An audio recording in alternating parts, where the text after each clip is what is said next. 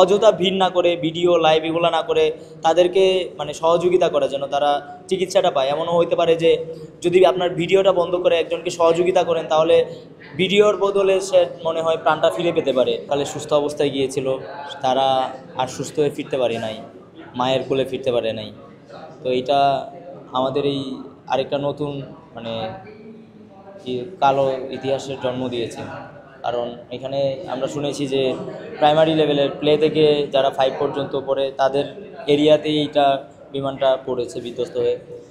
তো আমার কাছে এখন আমরা যতটুকু চট্টগ্রাম থেকে শুনেছি সোশ্যাল মিডিয়ার মাধ্যমে বা নিউজের মাধ্যমে, তো অনেক হতাহতের সংখ্যা রয়েছে এবং ওইখানে প্রচুর মানুষের ভিড় রয়েছে।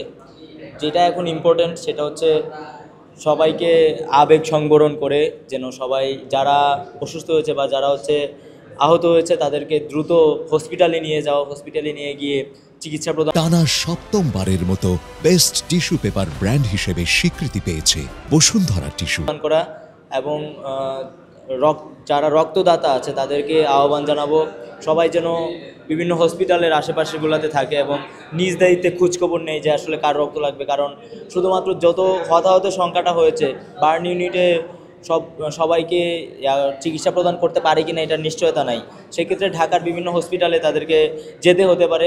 তো সেই জায়গায় যেই হসপিটালের আশেপাশে আছে তাদের উচিত তারা সেই হসপিটালের আশেপাশে গিয়ে নিজ দায়িত্বে খোঁজখবর নিয়ে আসলে কার কোন রক্ত লাগবে, বিভিন্নভাবে যতটুকু সহযোগিতা করা সম্ভব সেটা করা।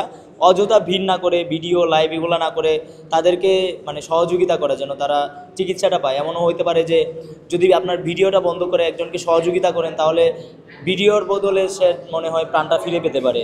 তো আমরা দেখতে পাচ্ছি যে অনেক ভিড় আছে ওখানে, তো সেই জায়গাটায় ভিড় না করে সহযোগিতা করা। এবং মানুষের কারণে দেখা যাচ্ছে গাড়ি চলতে পারতেছে না, অ্যাম্বুলেন্স যেতে পারতেছে না। তো সেই জায়গাটা থেকে অ্যাম্বুলেন্স যেন যেতে পারে সেই সুযোগ সুবিধাটা করে দেওয়া, মানুষের অতিরিক্ত ভিড় এড়িয়ে চলাটাই উত্তম হবে।